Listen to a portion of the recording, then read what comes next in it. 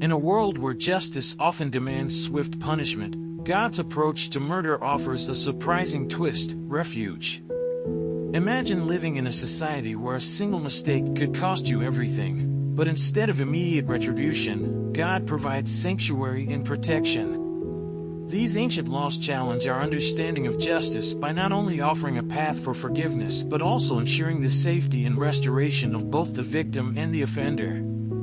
The laws concerning murder aren't just about punishment. They speak to a deeper truth about mercy, safety, and God's desire to restore faith in a broken world. Are you ready to see how these principles still apply today? Then, let's read the chapter together.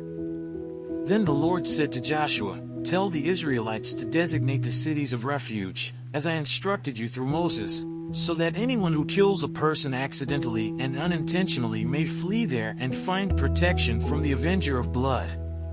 When they flee to one of these cities, they are to stand in the entrance of the city gate and state their case before the elders of that city. Then the elders are to admit the fugitive into their city and provide a place to live among them. If the avenger of blood comes in pursuit, the elders must not surrender the fugitive, because the fugitive killed their neighbor unintentionally and without malice aforethought. They are to stay in that city until they have stood trial before the assembly and until the death of the high priest who is serving at that time. Then they may go back to their own home in the town from which they fled." So they set apart Kadesh in Galilee in the hill country of Naphtali, Shechem in the hill country of Ephraim, and Kiriath Arba, that is, Hebron, in the hill country of Judah. East of the Jordan, on the other side from Jericho, they designated Bezer in the wilderness on the plateau in the tribe of Reuben, Ramoth and Gilead in the tribe of Gad, and Golan and Bashan in the tribe of Manasseh. Any of the Israelites or any foreigner residing among them who killed someone accidentally could flee to these designated cities and not be killed by the avenger of blood prior to standing trial before the assembly. Let's say a quick prayer to thank the Lord for His mercy. Hey God, thank you so much for the wisdom you've shared with us today. It's incredible to see how your laws reflect your heart for justice, mercy, and protection. I'm truly grateful for this deeper understanding.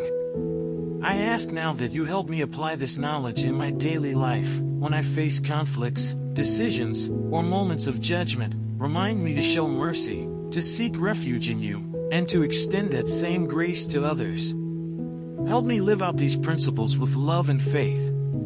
Thank you for always being there, guiding me. Amen. Now, think about this. How does God's approach to justice challenge the way we handle our own conflicts, mistakes, or even past wrongdoings?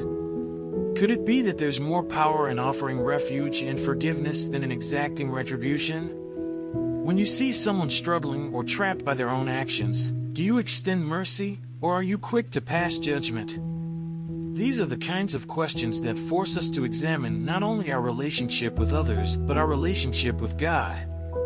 The truth is, embracing His justice, one that is grounded in protection, grace, and restoration, has the power to transform how we live.